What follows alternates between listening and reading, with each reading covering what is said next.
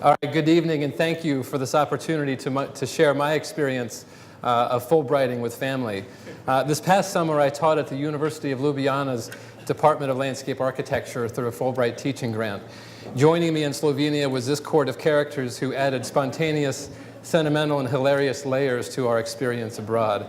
Slovenia is one of Europe's youngest democracies and resides in the neighborhood of Austria, Italy, Croatia, and Hungary. Ljubljana, our home for the duration of our 5-month stay, is Slovenia's capital. Its layered fairy tale city, commanded by a medieval fortress on Castle Hill and surrounded by an enchanting river where legends of knights and dragons persist. My past travels and academic interests in water resources drew me to this opportunity. Like in East Tennessee, Slovenia's water resources are iconic landscapes, a sustaining social resource, and valuable economic drivers that enhance quality of life and attract an increasing number of tourists each year. Also, not unlike East Tennessee, these finite resources are impaired by sprawling growth patterns, profit-driven development choices, and outdated infrastructures. A motorizing society in an auto-centric development pattern caused the suburban landscape to lose its walkable European charm. Here, high volumes of polluted stormwater threaten water resource health. For many that I tell that I'm a landscape architect, their first impulse is to ask that I come and look at their yard. Still others think of projects shown here that are core to our profession's history, but most limit the scope of a landscape architect to artistic and beautification concerns and consider the landscape to be something that is separate from the city. Contemporary practitioners challenge these traditions by leveraging the landscape as high-performance public works, expanding design and planning beyond the site to regional and district scales, exploring the operative potentials of the landscape. Infrastructures that cleanse, stimulate, restore, and metabolize was the subject of my course while in Slovenia. This multilingual cohort of 7 Slovenes, 2 Croats, and 1 student from the Czech Republic studied innovative projects that exercise these operative potentials and the science that powers them. Research to understand the performance benefits of landscapes in their own country reinforced these theories, fundamentals, and case studies. These in-classroom experiences were augmented by outreach and professional development activities, including presenting to the State Institute of Spatial Planning, touring renewable energy projects, serving as a jury member for the National Design Awards competition, and attending an international symposium in nearby Italy. Though these experiences have enriched my perspectives academically, it was Fulbrighting with family that offered the memories of Slovenia that I hold dearest.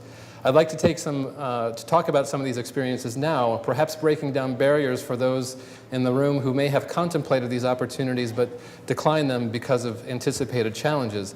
Regardless, we're going to have some laughs along the way.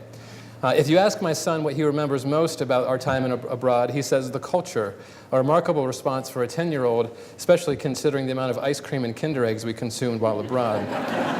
I suppose that attending Easter's High Mass in an 800-year-old cathedral, scavenging for clues in Westminster Abbey, or biking a trail that commemorates Ljubljana's World War II occupation may leave such an impression.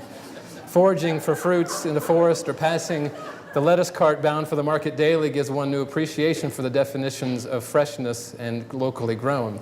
I was proud of my son's willingness to try new and exotic foods, even those that might wink at him.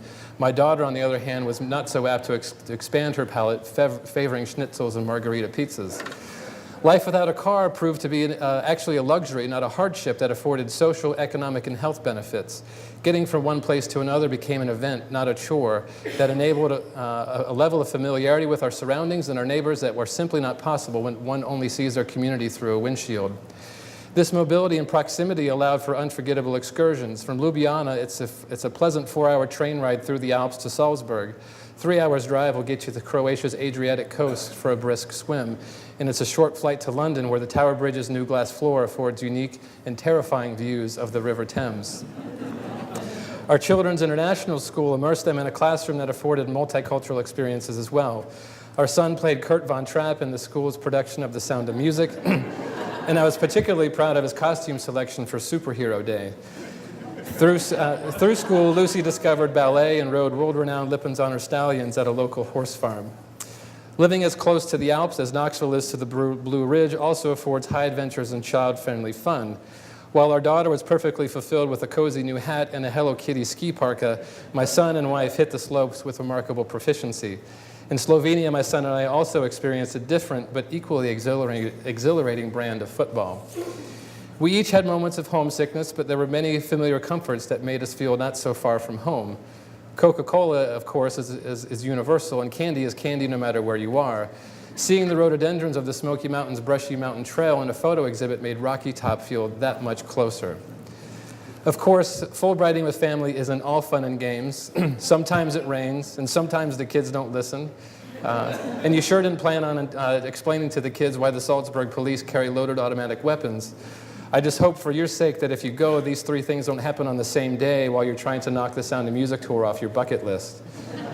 Not so friendly faces here. But as our parents insisted would be the case, memories of skipping rocks, scenic views, and spontaneous funs have all but erased these unpleasant moments.